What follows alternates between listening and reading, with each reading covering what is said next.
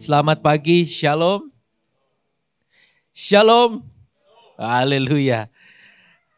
Hari ini hari yang spesial ya, karena kita memperingati hari Pentakosta. Apa itu Pentakosta? Pentakosta kita mengingat bahwa ketika umat Yahudi merayakan Pentakosta, di sana ada perayaan di mana ladang itu sudah panen dan banyak yang bisa dituai. Tetapi di hari itu juga Tuhan pakai Pentakosta itu untuk pertama kali ada pencurahan Roh Kudus. Pencurahan Roh Kudus terjadi 50 hari setelah Yesus bangkit dari kematian atau 10 hari setelah Yesus naik ke surga. Nah, Pentakosta ini bukanlah sekedar tradisi tetapi penggenapan janji Yesus kepada murid-muridnya. Sebab Yesus ngomong kepada murid-muridnya di ayat Kisah Para Rasul 1 ayat 8, dia bilang, tetapi kamu akan menerima kuasa kalau Roh Kudus turun ke atas kamu dan kamu akan menjadi saksiku di Yerusalem dan di seluruh Yudea dan Samaria dan sampai ke ujung bumi. Jadi Pentakosta itu memang sudah dijanjikan Tuhan. Bahkan para murid disuruh menantikan ini. Dan Tuhan kasih tahu tempatnya spesifik. Di mana? Di Yerusalem. Murid-murid gak boleh pulang ke Galilea. Murid-murid gak boleh ke kota yang lain. Tetapi murid-murid dikasih tahu kamu harus ke Yerusalem. Menantikan baptisan Roh Kudus di sana. Dan benar baptisan Roh Kudus terjadi di hari Pentakosta. Sesuai dengan apa yang dijanjikan Yesus. Walaupun pada waktu Yesus mengatakannya dia tidak menjanjikan waktunya. Tetapi dia janjikan, dia kasih tahu tempatnya ada di Yerusalem. Yesus memang harus naik ke surga agar Roh Kudus itu dapat dicurahkan dan kuasanya diberikan kepada kita setiap orang yang percaya. Agar apa? Agar melalui Roh Kudus kita dimampukan untuk menuntaskan amanat agung. Amin. Mungkin gak kita menginjil tanpa Roh Kudus? Gak mungkin. Mungkin gak kita belajar Alkitab, kita sekolah teologi, tiba-tiba kita keluar lulus S1, S2 teologi, S3 teologi, tiba-tiba bisa nginjil? Gak bisa. Tetapi kalau ada Roh Kudus dalam hati kita, bahkan anak kecil pun, anak SMP, anak yang masih junior high school bisa nginjil. Karena bukan gelarnya yang membuat orang bisa nginjil, tetapi Roh Kudus yang memimpin hidupnya. Makanya hari ini kita akan belajar di dalam Pentakosta ini bagaimana agar keluarga kita dipimpin oleh Roh Kudus. Judul firman Tuhan saya adalah 3 ciri keluarga yang dipimpin oleh Roh Kudus. Kenapa harus mulai dari keluarga? Karena kalau kita lihat di kisah 1 tadi mulainya dari Yerusalem. Banyak orang mengartikan Yerusalem itu keluarga. Walaupun secara literal Yerusalem itu adalah kota. Tetapi kalau kita lihat semakin lama semakin membesar. Dari kota ke provinsi, terus ke negara, terus ke ujung dunia. Nah artinya kita gak bisa jadi saksi di ujung dunia kalau yang lingkaran paling kecilnya pun kita gagal. Ada amin? Makanya kita mau belajar bagaimana di hari Pentakosta ini kita mau keluarga kita itu adalah keluarga yang hidupnya dipimpin oleh Roh Kudus. Nah, kita mau lihat dulu statistik. Dari 2023 Badan Pusat Statistik mengeluarkan angka ini, angka yang menurut saya bukanlah prestasi, tetapi angka yang cukup mengkhawatirkan. Di tahun 2023 Badan Pusat Statistik mencatat lebih dari 460.000 kasus perceraian di Indonesia. Jadi perceraian di Indonesia itu ternyata tidak semakin turun, tetapi semakin banyak. Ini belum dikaji lagi berapa persen dari 460.000 itu yang keluarga Kristen. Karena menurut saya juga banyak yang keluarga Kristen juga bercerai. Tetapi angka ini bukan angka yang baik. Dan di dalam angka tersebut ada angka 3,17 juta keluarga yang mengalami cerai hidup. Dan lebih dari 240.000 keluarga menghadapi kekerasan atau KDRT di dalam rumah tangganya. Sehingga apa? Iblis ingin menghancurkan rumah tangga. Kenapa? Ketika rumah tangga hancur, generasi di bawahnya, anak-anaknya, anak mudanya tidak punya teladan. Dan kemungkinan besar menurut statistik, anak yang tidak memiliki keluarga yang harmonis, apalagi memiliki bapak, lebih rentan untuk menjadi kriminal di kemudian hari. Ini statistik, ini angka. Angka itu gak ngebohong. Bukan perasaan. Perasaan aja. Itu mah gimana orangnya. Enggak, tapi statistik itu berarti ini kumpulan data. Sehingga kita harus lihat data ini berarti family itu harus dimenangkan. Amin. Penginjilan, Roh Kudus harus pertama kali memimpin di dalam kehidupan keluarga. Siapa unsur terpenting di dalam kehidupan keluarga, Bapak Ibu? Unsur terpenting di dalam kehidupan keluarga adalah suami dan istri. Sebab keluarga dimulai dengan suami istri, tidak dimulai dengan anak. Tapi karena suami istri saling mengasihi, saling mencintai, Tuhan beri hadiah anak. Tapi ada yang gak dikasih anak juga. Gimana kasih karunia Tuhan. Tetapi inti dari keluarga adalah suami dan istri. Nah, ini adalah hal yang perlu kita ketahui bagaimana suami dan istri hidup dipimpin Roh Kudus. Sebab kalau tidak, ya akan berbahaya ke depannya. Nah, saya temukan satu cerita yang menarik di dalam Alkitab, yaitu Aquila dan Priscilla. Mereka sepasang suami istri yang luar biasa. Mereka gak sering dicatat, mereka gak punya kitab sendiri, mereka gak nulis surat seperti Paulus. Mereka juga mungkin tidak seterkenal Stefanus misalnya, sebagai orang yang melayani Tuhan. Tetapi Aquila dan Priscilla, walaupun mungkin juga tidak seterkenal Barnabas, memiliki peran yang penting di dalam kehidupan jemaat mula-mula. Dan kita mau lihat kenapa mereka bisa spesial. Nah, kita mau baca dulu Kisah Para Rasul 18 ayat 1 sampai dengan 3. Kemudian Paulus meninggalkan Athena lalu pergi ke Korintus. Dan di situ ia berjumpa dengan seorang Yahudi bernama Aquila.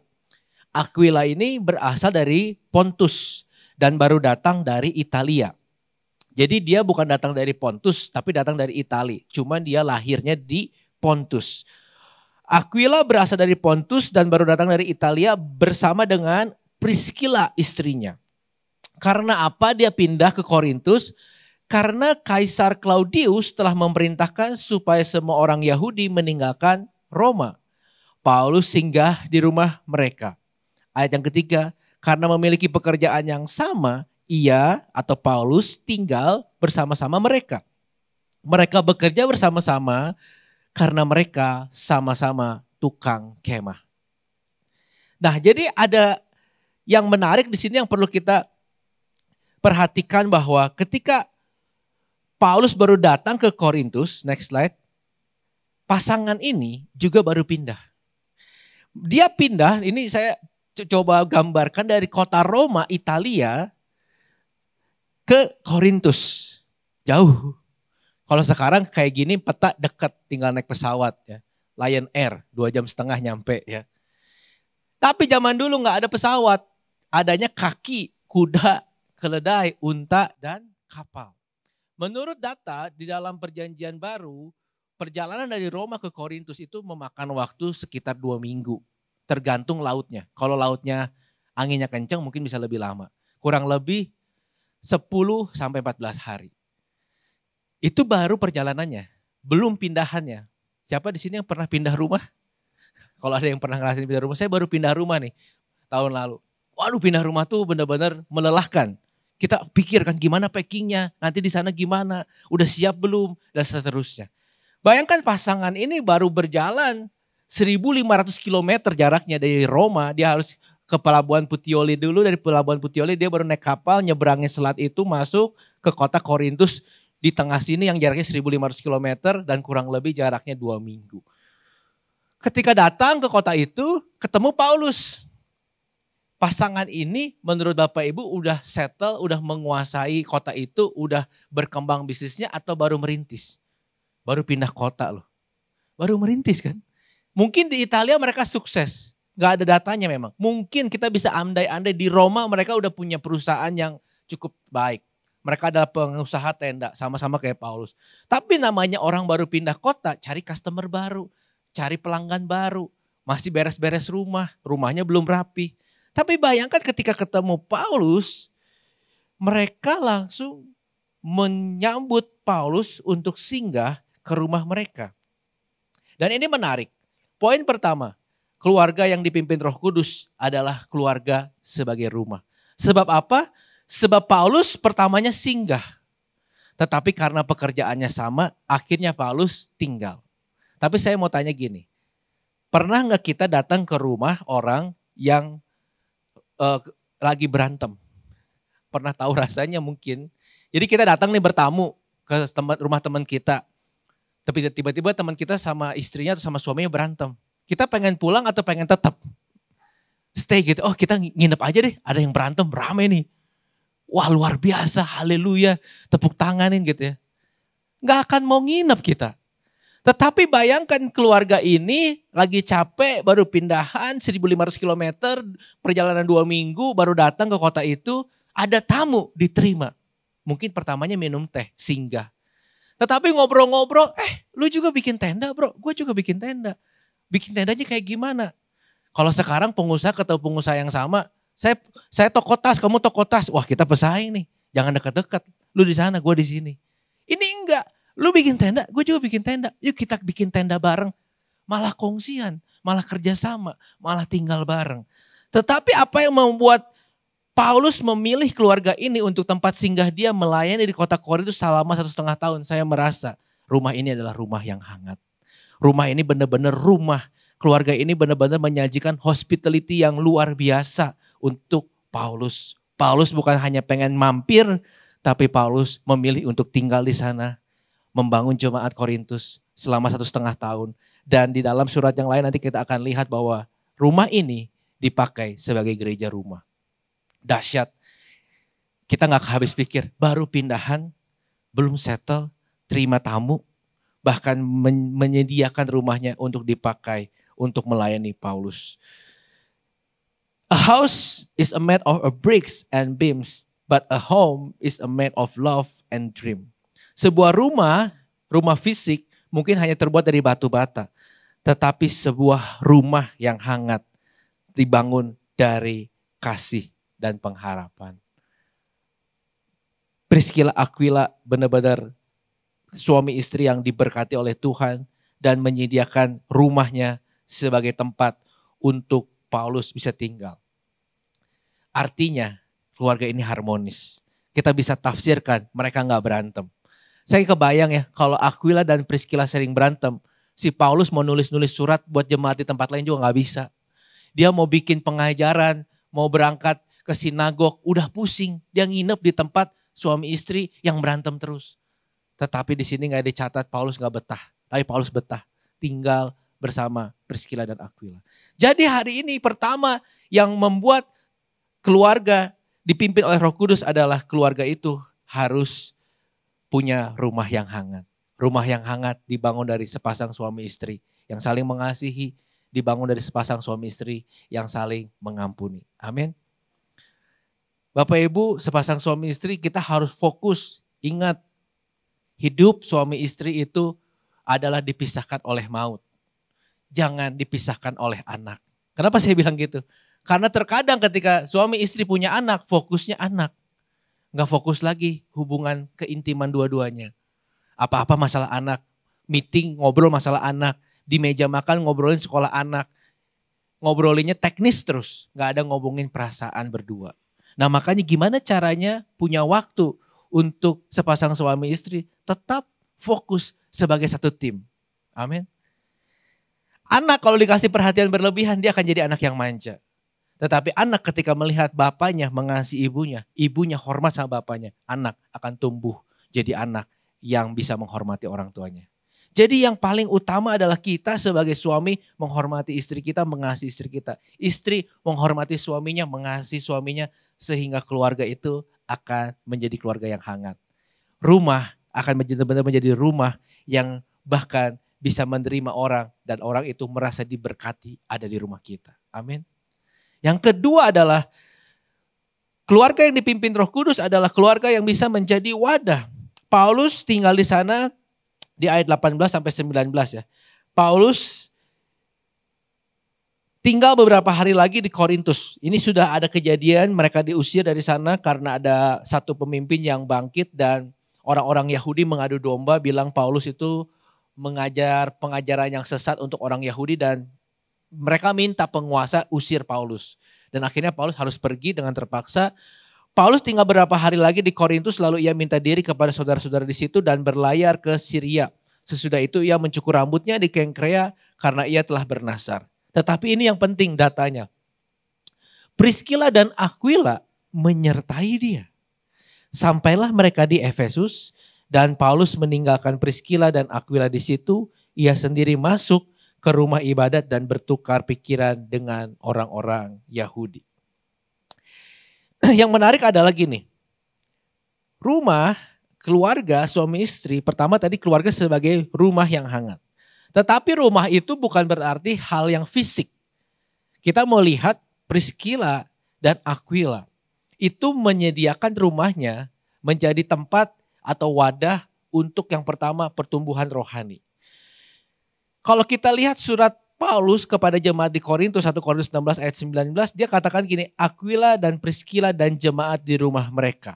Jadi sampaikan salam kepada Aquila dan Priskila dan jemaat di rumah mereka, berlimpah-limpah salam. Artinya rumah ini menjadi wadah bagi pertumbuhan pribadi orang lain.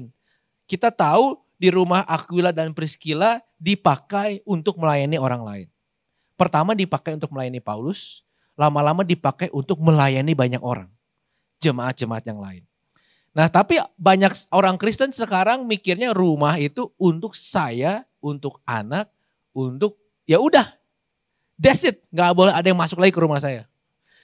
Tetapi kalau kita lihat Priskila dan Aquila, betapa besar kehidupan mereka. Walaupun mereka pertamanya tidak dicatat, pintar mengajar, pintar berkhotbah. Tetapi mereka mau pertama buka rumahnya untuk melayani. Untuk sebagai wadah pertumbuhan rohani.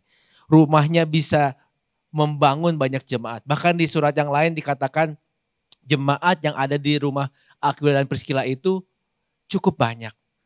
Berarti Aquila dan Priskila benar-benar orang yang rela rumahnya dipakai menjadi berkat. Tetapi ada yang menarik.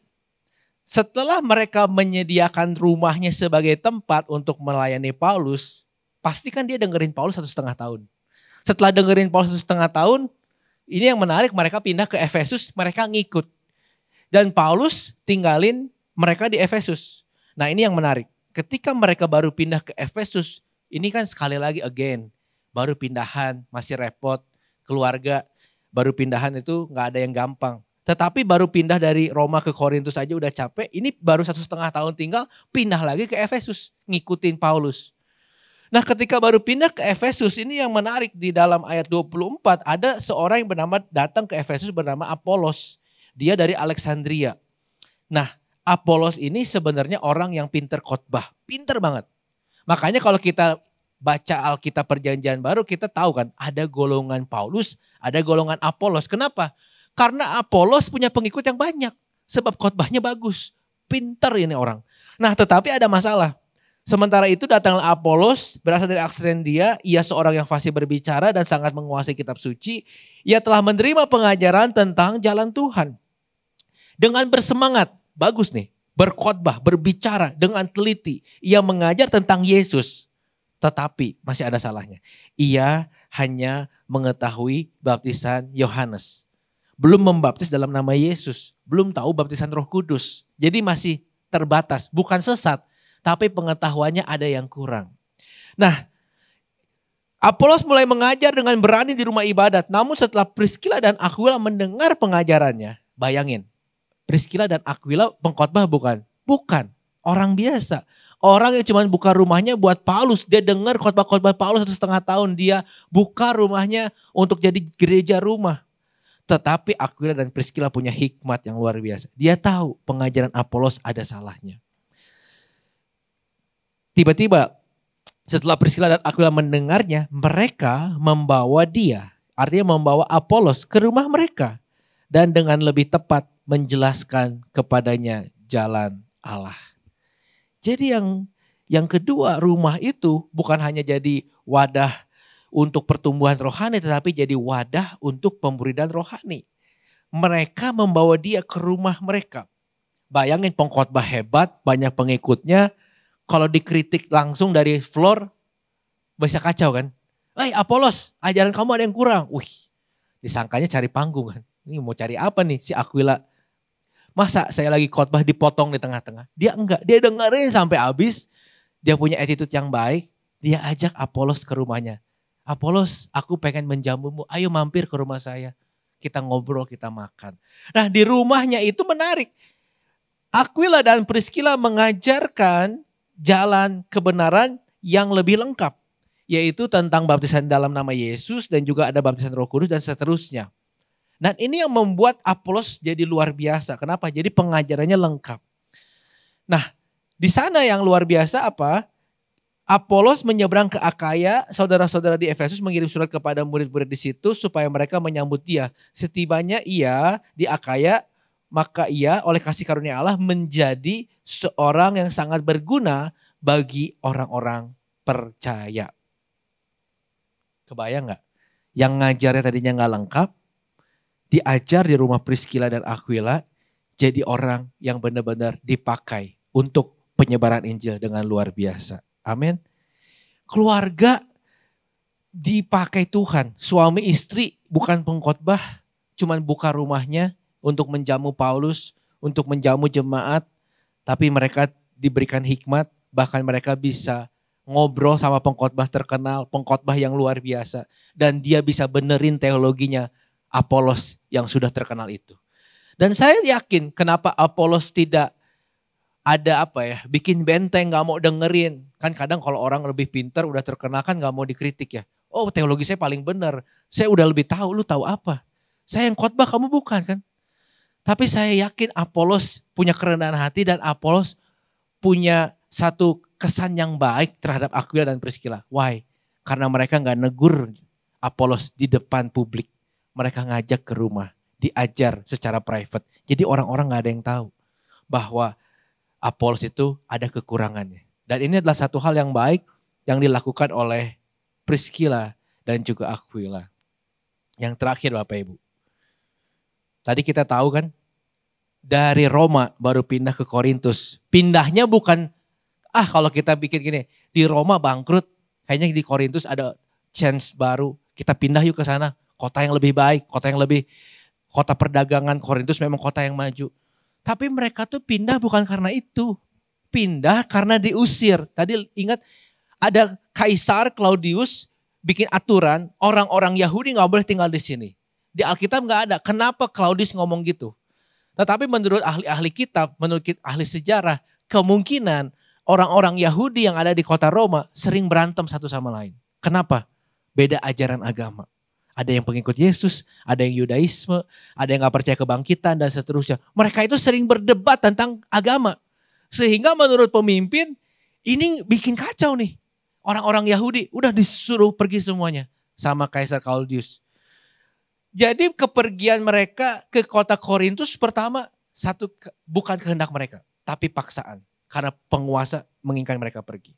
Setelah mereka pergi dari Korintus, ke Korintus cuman tinggal 1,5 tahun. Wah itu mah kalau cat rumah ya masih wangi, cat baru kayaknya. 1,5 tahun bayangin. Mungkin yang baru pindah rumah tahu ya. 1 tahun itu rumah tuh masa baru banget. Masih baru jadi. Mungkin kalau mereka tent maker oke lah bikin tenda. Tapi kan tenda zaman dulu tuh bukan tenda kayak kita camping sekarang ya. Tapi tenda yang besar yang benar-benar mewah, megah, bisa menampung banyak orang. Jadi tent maker itu seperti arsitek lah kalau di zaman sekarang. Tapi memang di peradaban dulu tuh gak semua orang tinggal di rumah. Banyak orang tinggal di tenda juga. Nah ini yang luar biasa. Keluarga ini bukan hanya sebagai rumah yang hangat. Bukan hanya sebagai wadah. Tetapi keluarga ini juga sebagai utusan. Karena mereka mau diutus Tuhan. So kalau kita baca tadi ketika Paulus mau berangkat ke Efesus. Priscilla dan Aquila ikut ke Efesus. Gak masuk di akal kan. Baru pindah 1.500 km sampai di kota Korintus. Kota yang bagus untuk perdagangan. Kota yang bagus untuk jualan tenda. Kenapa? Karena satu ada datanya. Korintus itu pusat transit. Tadi lihat ya daerahnya petanya. Daerah transit dia daerah pesisir. Orang kalau mau masuk ke Asia Kecil dari Eropa itu pasti lewat situ. Jadi kota itu kota maju. Dagang bagus. Banyak orang itu datang ke sana belum punya rumah. Belum punya tempat tinggal. Jadi kalau jualan tenda lebih laku.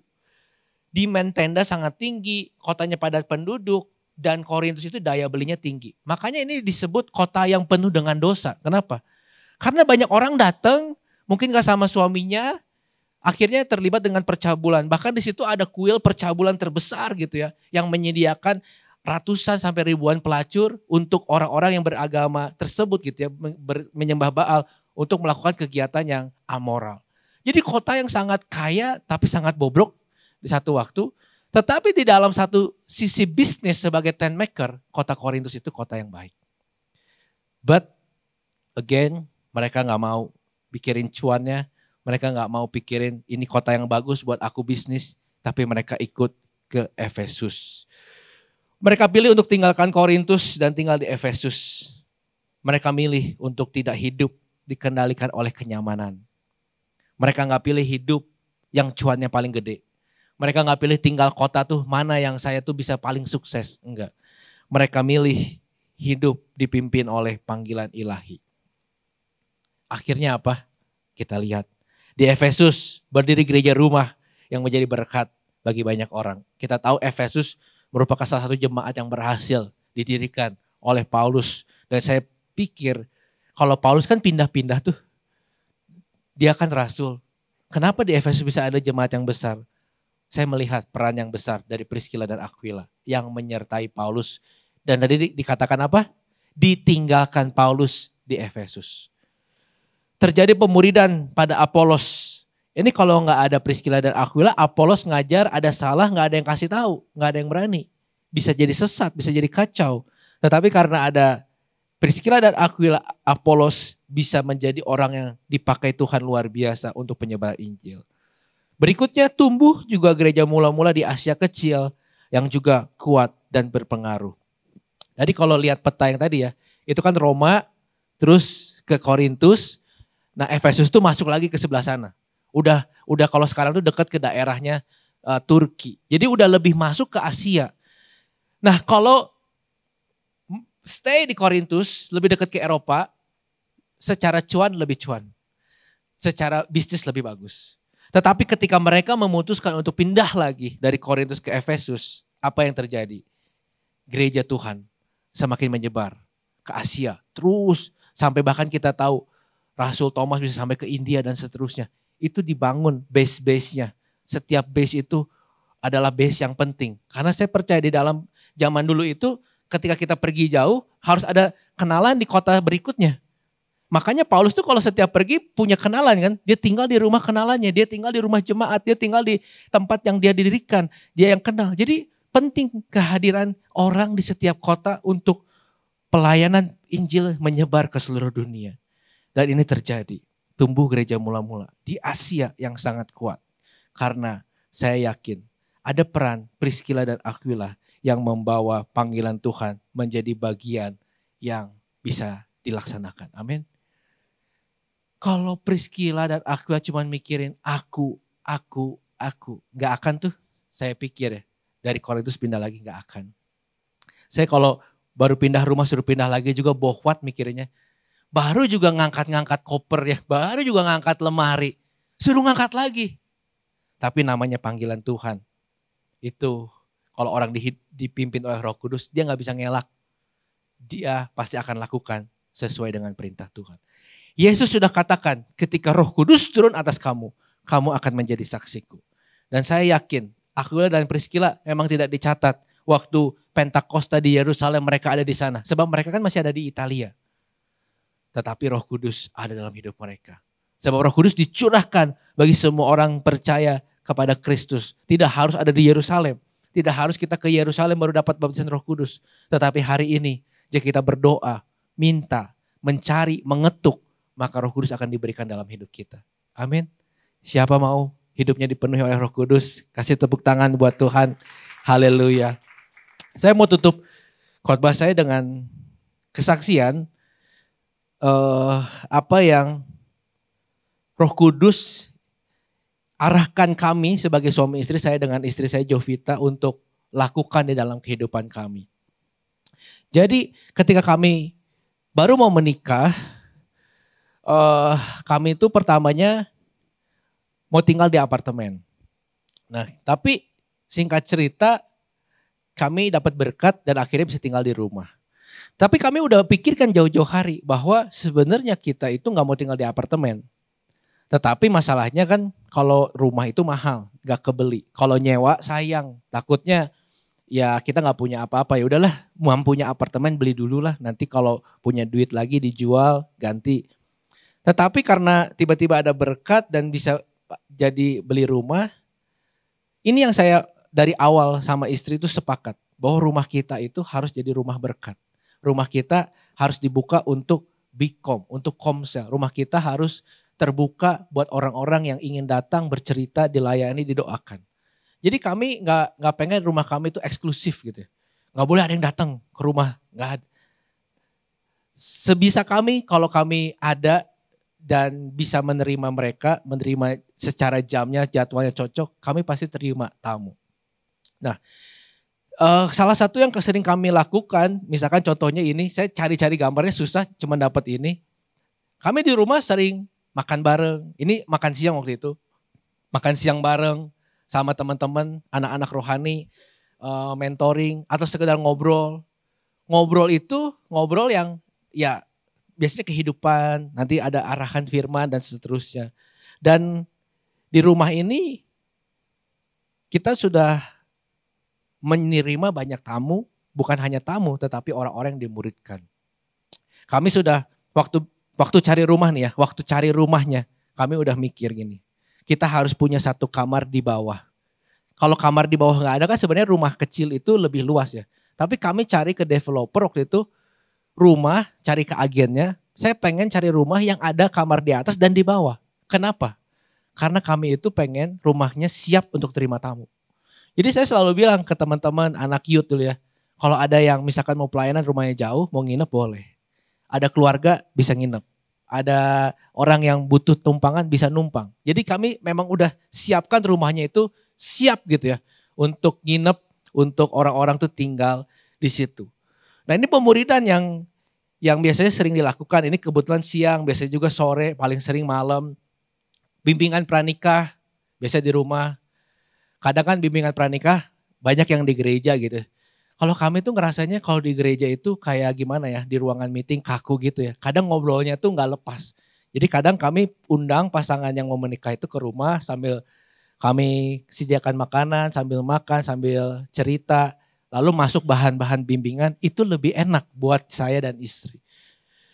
Nah terakhir sebelum rumah ini kami tinggalkan untuk kami pindah, ini Bikom terakhir ya, Bikom terakhir di rumah. Gak tau, saya padahal gak ngomong Bikom terakhir, tapi tanpa sadar ini menjadi Bikom yang terakhir. Jadi waktu itu saya udah sering di Jakarta, tapi masih ada rumah yang di Bandung. Mana ya? Nah ini nih, rumah ini. Jadi waktu itu saya bilang ke teman-teman Bikom kan, saya lagi ke Bandung nih. Biasanya ke Bandung kan selalu weekend pelayanan. Karena sudah tinggal di Jakarta. Tapi kebetulan kita ke Bandungnya bisa weekday. Di hari Bikom. Bikomnya di rumah saya yuk. Oh ayo. Terus akhirnya mereka datang ke rumah. Dan ternyata saya baru sadar ini Bikom terakhir. Sebelum rumah itu akhirnya dilepaskan gitu ya. Untuk saya lepaskan. Dan ini menjadi satu memori yang luar biasa. Sebab saya ingat gitu ya. Kalau Bikom gitu. Buat kami tuh menyenangkan tapi juga capek. Ini bayanginnya berapa orang ya. Hampir 20 lah ya. Hampir 20 orang. Rumah kami tuh kecil. Jadi kadang tuh harus sampai geser sofa. Ini posisi sofa tuh seharusnya kan dia ngadep ke TV ya. Tapi kita geser ke pinggir. Kenapa? Karena gak cukup. Jadi sofa harus geser ke pinggir. Gelar karpet. Siapin makan. Yang paling berat habis beres-beresnya sebenarnya. Beres-beres cuci piringnya. Akhirnya kami tuh punya hikmat ya. Tapi hikmat ini sebenarnya ditentang oleh pecinta lingkungan. Karena kami pakai piring sekali buang, tahu gak sih? Piring plastik sekali buang. Itu membantu kami sebenarnya daripada nyuci 20 piring kan. Tetapi teman komsel kami ada yang pecinta lingkungan. Kok jangan pakai aqua gelas dong, jangan pakai piring ini. Kita aja yang nyuci, pakai dispenser aja. Kenapa? Ini gak baik buat lingkungan. Kita mikir bener juga ya. Tapi ya cuci piring itu kan kita gak pengen mereka cuci piring gitu ya. Udah nanti aja kita yang nyuci. Ya akhirnya tumpukan cuci piring itu banyak gitu ya. Tetapi itulah melayani Tuhan. Karena kami ingin rumah itu bisa menjadi berkat buat sesama. Karena kita gini, setiap dari kita harus sadar bahwa kalau kita bisa punya rumah, bisa punya apapun yang punya usaha, itu semua datang dari Tuhan. Dan kita bersyukur untuk apa yang kita dapatkan dari Tuhan. Dan kita mau apa yang Tuhan berikan buat kita juga bisa jadi saluran berkat buat orang lain. Nah sekarang hari ini saya udah pindah memang ke Jakarta. Jadi ke Bandung itu sebulan sekali melayani. Ini adalah rumah saya yang baru. Ini memang kantor kami di Sekretariat GBBT Jakarta bersama seluruh full timer yang ada. Waktu itu kita baru sedikit renovasi kecil lah, terus kita foto karena nggak ada foto yang bareng-bareng gitu ya.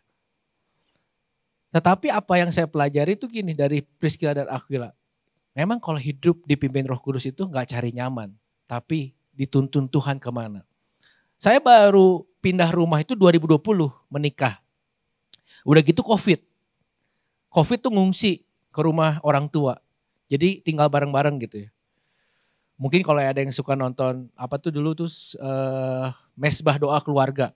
Kan kita bareng-bareng tuh keluarga sama Pak Rubin dan Kobona, Jessica. Karena kita tinggal serumah waktu itu. Sebab COVID biar ya udah serumah aja. Biar kalau ini kan gak usah swap-swap lagi gitu ya. Kalau ketemu kalau beda rumah kan harus swap-swap. Udahlah waktu itu putusin beda serumah. Jadi rumah itu benar-benar baru ditempatin tuh baru 4 tahun. 2023 diutus ke Jakarta pulang pergi. 2024 pindah total ke Jakarta bulan Maret. Jadi benar-benar masih secara daging ya, secara dunia. Aduh masih sayang banget sama rumahnya. Masih pengen banget tinggal di situ. Masih pengen banget gak pindah dari Bandung. Tetapi apa yang Tuhan arahkan, Tuhan bukakan, ya memang kita mau taat terhadap tuntunan Roh Kudus. Dan itu sulit.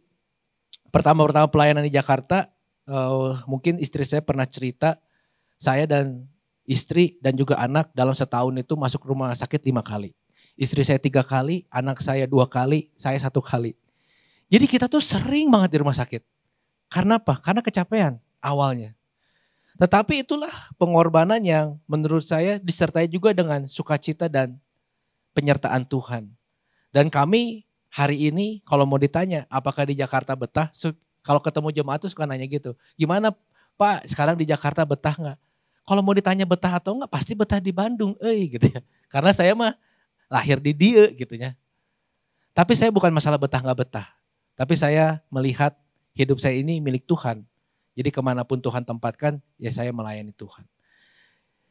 Kadang kalau kita lihat melayani ya tadi ya buka tempat rumah kita jadi bikom, rumah kita jadi tempat pelayanan. Kadang gak selalu hubungan suami istri kan lagi baik-baik saja. Tapi gimana caranya kita bisa melayani bimbingan pranikah, jemaat yang datang ke rumah mau cerita, kok mau cerita, Ci mau cerita. Kalau kita lagi berantem ya, itu susah banget loh. Makanya berantemnya gak boleh lama-lama. Karena kita tahu ini kita harus baikan nih. Mau ada pelayanan. Ayo kita berdoa. Ayo kamu masalahnya apa? Diobrolin. Jadi saya punya waktu gitu ya. Selalu menyediakan waktu untuk beresin konflik-konflik dengan istri itu segera mungkin. Sebab kalau konfliknya berkepanjangan, ya selama 1 minggu ini pasti saya gak terima tamu kan. Ya kalau gak terima tamu ya gak ada orang dilayani. Tetapi ketika kita berantem ada masalah pasti ada. Kita segera menyelesaikan agar ketika kita sudah dalam posisi yang baik, kita bisa melayani orang lain, bisa menghospitality orang lain lagi dengan baik. Saya mau bilang gini, apa yang dilakukan Priscilla dan Aquila itu sangat mudah untuk kita tiru. Mungkin kalau kita mau jadi Paulus, wah saya mau diutus kemana? Susah. Mau jadi siapa? Seperti Petrus. Khotbah di depan 3.000 orang, susah juga. Mau jadi seperti Thomas yang menginjil sampai ke India, mati, disalib. Susah juga. Tapi Priscilla dan Aquila tetap tinggal, tetap dagang, tetap bikin tenda, tapi buka rumahnya untuk jadi berkat buat orang lain. Saya mendorong jemaat-jemaat yang dikasih Tuhan. Pertama, suami istri harus harmonis, dipimpin oleh Roh Kudus. Sehingga rumah kita hangat dan rumah kita bisa menjadi wadah pertumbuhan rohani. Pertama buat siapa? Anak-anak kita. Anak-anak kita tuh gak bertumbuh rohani karena sekolah minggu, enggak. Itu cuman tambahan bonus. Tetapi dia merikat orang tuanya di rumah. Dia lihat orang tuanya doa atau enggak. Dia lihat orang tuanya kalau mau pergi cium istrinya atau enggak. Dia lihat orang tuanya hangat atau tidak. Anak kecil nyerap semua perhatian itu. dan dia hidup dari sana. Wadah untuk anak, wadah untuk orang-orang yang kita layani. Dan yang ketiga, yang terakhir, ini level yang paling tingginya adalah kita mau menjadi keluarga yang diutus. Mungkin diutusnya bukan diutus untuk pergi, tapi diutus pertama untuk buka rumah kita. Mungkin diutusnya nggak harus pindah kota, tapi mulai dari kota kita tinggal sekarang, tempat kita tinggal sekarang, gimana tempat ini menjadi berkat buat orang lain. Hari ini saya yakin Bapak Ibu yang udah ikut Bikom tahu betapa besar manfaat Bikom dalam hidup kita. Gimana kita bisa sharing bagi pergumulan, dan seterusnya. Tetapi saya mau bilang gini, semakin banyak rumah yang dibuka untuk Bikom, berarti akan semakin banyak orang yang bisa diberkati seperti saya dan saudara di dalam Bikom. So hari ini saya dorong hidup kita bukan cari nyaman, bukan cari berkat Tuhan saja, tetapi mau gak hidup kita dipakai Tuhan untuk menjadi saksi. Mudah, pertama, buka rumah kita untuk melayani orang lain. Undang orang untuk kita layani. Baik sama tetangga, ikut kegiatan RT RW, sehingga orang-orang di lingkungan kenal sama kita. Sehingga kita bisa menjadi berkat, mulai dari rumah kita. Hari ini saya percaya gini, Tuhan tidak pernah mengabaikan kesetiaan sebuah keluarga. Kalau keluarga kita suami istri setia melayani, pasti ia mampu menjadikan langkah-langkah kesetiaan kita, ketaatan kita yang sederhana, yang mungkin sedikit sebagai bagian dari karya besar yang kekal. Dari rumah Priskila dan Aquila timbul Apolos yang dipakai Tuhan luar biasa. Dari rumah Priskila dan Aquila timbul gereja, jemaat, mula-mula yang semakin berkembang di kota Korintus dan Efesus. Dan saya percaya di rumah Bapak Ibu Saudara, pertama akan tumbuh keturunan ilahi, anak-anak yang dibesarkan dengan takut akan Tuhan. Yang kedua, akan banyak jemaat yang orang-orang yang bukan mungkin belum jemaat kita, mungkin belum kenal Tuhan, yang Bapak Ibu layani, Bapak Ibu sambut, Bapak Ibu ajar, akan menjadi orang-orang yang cinta Tuhan. Dan kita nggak tahu, mungkin pertama kita ingat ini orang dulu suka tinggal di rumah saya tolong, saya apa. Tapi 5 tahun, 10 tahun lagi dia jadi orang yang besar, kita nggak pernah tahu. Makanya hari ini, yuk hidup kita dipimpin oleh Roh Kudus. Apa yang Roh Kudus arahkan dalam hidup kita, kita dengar. Jangan cari apa yang kita mau, tetapi apa yang Tuhan mau lakukan di dalam hidup kita. Amin. Demikian firman Tuhan hari ini, semoga ini bisa menjadi berkat untuk kita semua.